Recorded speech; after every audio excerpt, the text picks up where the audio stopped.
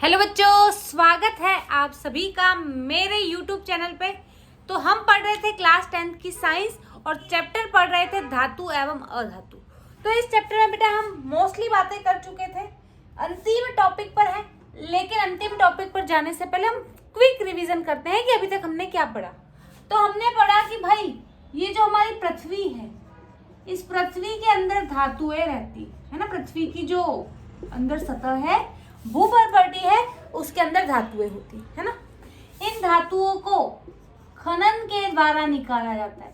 ये धातुएं अयस्क के रूप में पाई जाती है ना। अयस्क होते हैं धातुओं के, उनको खनन से हम निकालते हैं। जैसे हमने निकाला इनको जमीन से, इसके साथ कंकड़, पत्थर, बालू, बजरी, ये सारी चीजें होती है। इन सब चीजों को कहा जाता है गैंग या फिर मैट्रिक्स, है ना।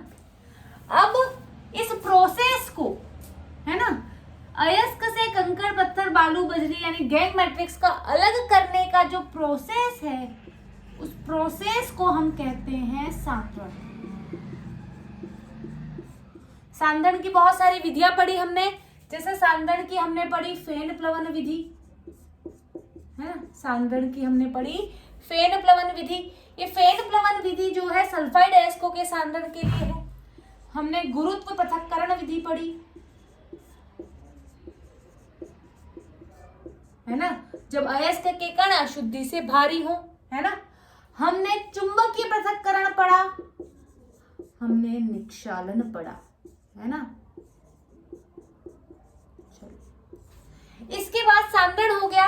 अब ये जो अयस्क है उसमें धातु के साथ और तत्व भी होते हैं जनरली, है ना, जो संयुक्त अवस्था में पाए जाते हैं। जैसे जिंक के साथ सल्फर होता है, जिंक के साथ कार्बोनेट होता है, कॉपर के साथ सल्फर होता है, आयरन होता है।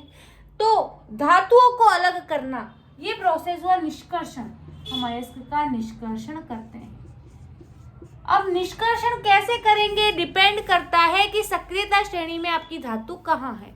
जैसे अगर हम बात करें सक्रियता श्रेणी में जो धातुएं ऊपर पाई जाती हैं, इनका हम करते हैं विद्युत अपघटन गलित अवस्था में। जैसे हमने कहा लास्ट क्लास में पढ़ा था सोडियम क्लोराइड। सोडियम जो है सोडियम क्लोराइड के रूप में समुद्र जल में पाया जाता है।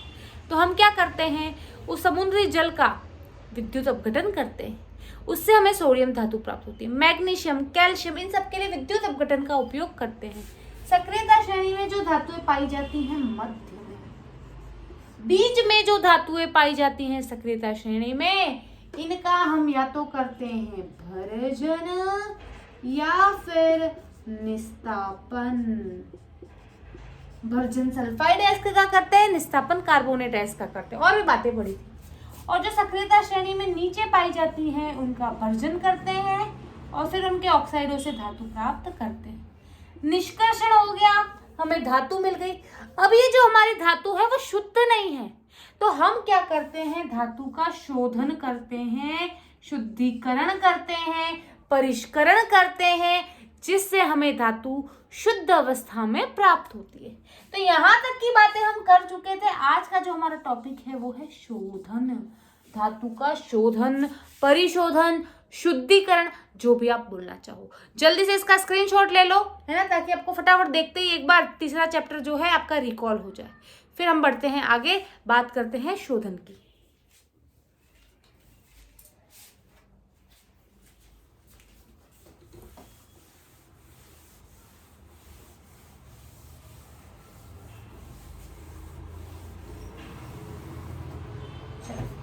अब बात करते हैं धातु के शोधन की, शुद्धिकरण की।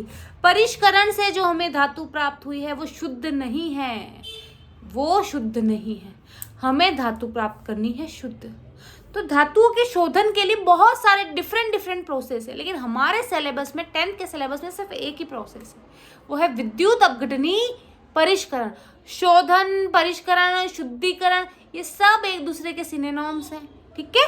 तो भाई अब हम क्या पढ़ेंगे, विद्युत अपघटनी परिष्करण। विद्युत अपघटनी परिष्करण, ठीक है। इससे बहुत सारी धातुओं का परिष्करण कर सकते हैं, जैसे तांबे का हो गया, जिंक का हो गया, एल्यूमिनियम का हो गया, निकल का हो गया, टीन का हो गया। इन धातुओं का परिष्करण हम विद्युत अपघटनी विधि से कर सकते हैं। अब आप सभी को पता है विद्युत अपघटनी विधि है, यानी विद्युत प्रवाहित करवानी है। विद्युत प्रवाहित करवानी मतलब हमें बैटरी चाहिए, तो हमने ये एक लिया बर्तन, है ना।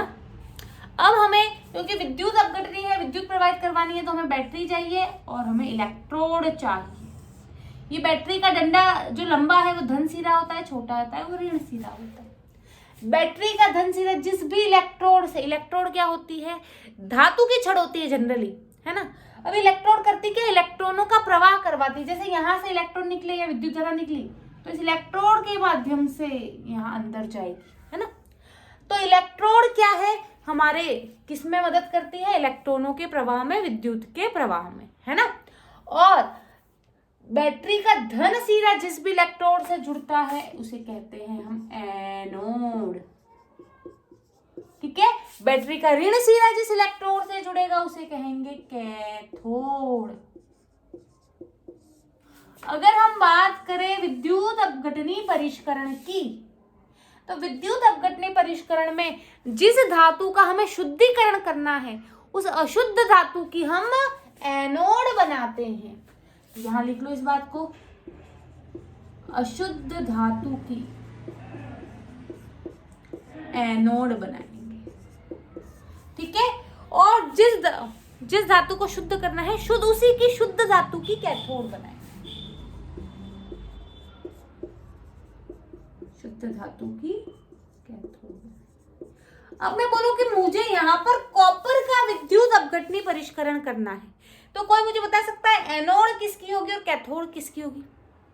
सीधी सी बात, हमें क्योंकि कॉपर का विद्युत अपघटनी परिष्करण करना है इसलिए अशुद्ध कॉपर की एनोड होगी और शुद्ध कॉपर की कैथोड होगी, ठीक है। जिस धातु का विद्युत अपघटनी परिष्करण करना है उसी धातु का लवण विलयन हम यहाँ पर विद्युत अपघटनी के रूप में भरेंगे, है ना। तो भाई धातु का लवण विलयन, धातु का लवण विलयन, ये आप भरोगे विद्युत अपघट्य के रूप में अंदर। जैसे मान लो मुझे कॉपर का शुद्धिकरण करना है, तो कॉपर का सिंपली जो लवण, आपको लवण विलयन जो आपको पता है वो है कॉपर सल्फेट, तो यहाँ आप भर दोगे कॉपर सल्फेट। अब ध्यान रखना विद्युत अपघटनी परिष्करण में एनोड आप देखो कि ज्यादा मोटा है, कैथोड पतला है, ठीक है। चलिए, तो यहाँ पर अगर हम बात करें कॉपर की, अगर हमें कॉपर का विद्युत अपघटनी परिष्करण करना है तो अशुद्ध कॉपर की एनोड बनेगी और शुद्ध कॉपर की कैथोड बनेगी। और कॉपर का कोई लवण विलयन, मैंने यहाँ पर कॉपर सल्फेट लिया है क्योंकि इजीली अवेलेबल है, हम जानते भी अच्छे से हैं इसके बारे में। क्लियर। चलिए, अब हमने क्या किया, हमने बटन ऑन किया, जो भी बोलना चाहो, विद्युत प्रवाहित हुई। जब विद्युत प्रवाहित होती है तो यहाँ अंदर डब्बे के अंदर ऑक्सीकरण अपचयन प्रक्रिया होती है, और इस प्रोसेस के दौरान क्या होता है, यहाँ से एनोड से अशुद्ध कॉपर विलयन में आता है, एनोड से अशुद्ध कॉपर विलयन में आता है, एनोड से अशुद्ध कॉपर विलयन में आता है, और उतनी ही मात्रा में शुद्ध कॉपर इस विलयन से कैथोड पर जाता है, शुद्ध कॉपर। यहाँ पर ऑक्सीकरण अपचयन प्रक्रिया के दौरान क्या होता है, इस एनोड से, एनोड अशुद्ध कॉपर की बनी हुई है, तो एनोड से जो अशुद्ध कॉपर है वो विलयन में आता जाता है, और उतनी ही मात्रा का, मान लो 1 मोल अशुद्ध कॉपर यहाँ विलयन में आया, तो 1 मोल या 1 मोल छोड़ो 1 ग्राम मान लो, माना कि 1 ग्राम अशुद्ध कॉपर यहाँ विलयन में आया, तो 1 ग्राम ही शुद्ध कॉपर इस कैथोड पे चढ़ता जाता है। तो अब आप खुद देखोगे कि अगर अशुद्ध कॉपर यहाँ से आ रहा है, धीरे धीरे भाई ये छड़ किसकी बनी हुई है, अशुद्ध कॉपर की बनी हुई है, और इसी से अगर कॉपर निकल के विलयन में आ रहा है तो धीरे धीरे ये छड़ पतली होती जाएगी, और at the end of the process ये जो आपकी कैथोड है वो मोटी होती जाएगी, क्योंकि उसपे शुद्ध कॉपर धीरे धीरे जमा होता जा रहा है। तो इस प्रकार हमें याद रखना, कैथोड पर, कहां पर, कैथोड पर शुद्ध धातु,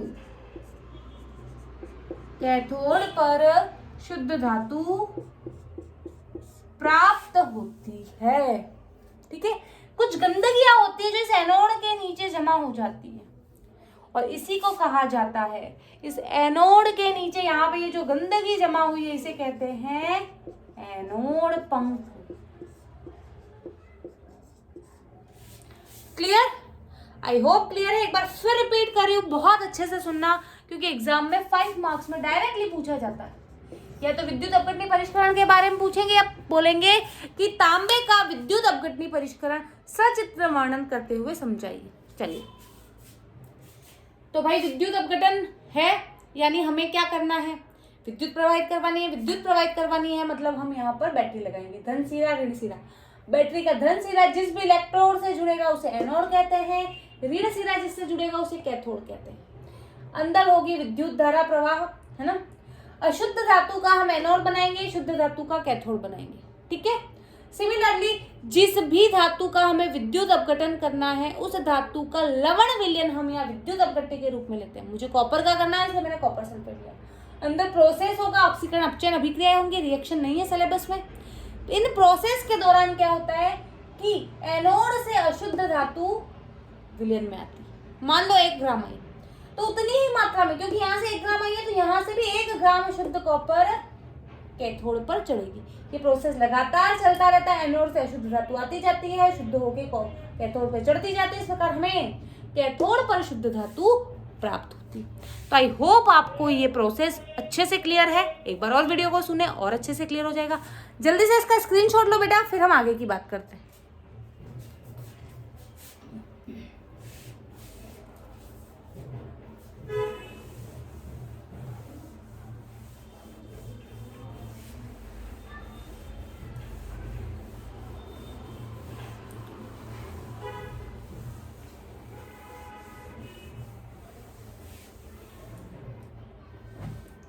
चलिए अब बात करते हैं बेटा संक्षारण की। तो भाई आपकी धातुएं क्या करती हैं, वायु में उपस्थित अम्ल, आर्द्रता, वायु इत्यादि से रिएक्ट कर लेती हैं और अपने ऊपर एक परत जमा लेती है जिससे कि आपकी धातुएं खराब हो जाती हैं और इसी को कहा जाता है संक्षारण। इससे बचने के उपाय हैं, मिश्र धातु पढ़ना है, एनोडीकरण पढ़ना है। ये सारी टॉपिक हम पढ़ेंगे नेक्स्ट क्लास में। तो आई होप आपको ये क्लास अच्छी लगी होगी। क्लास को लाइक ज़रूर करें, शेयर ज़रूर करें। यूट्यूब पे नए हैं तो सब्सक्राइब के बिना ना जाएं। मिलते हैं नेक्स्ट क्लास में, तब तक के लिए बाय बाय बच्चा, टेक केयर।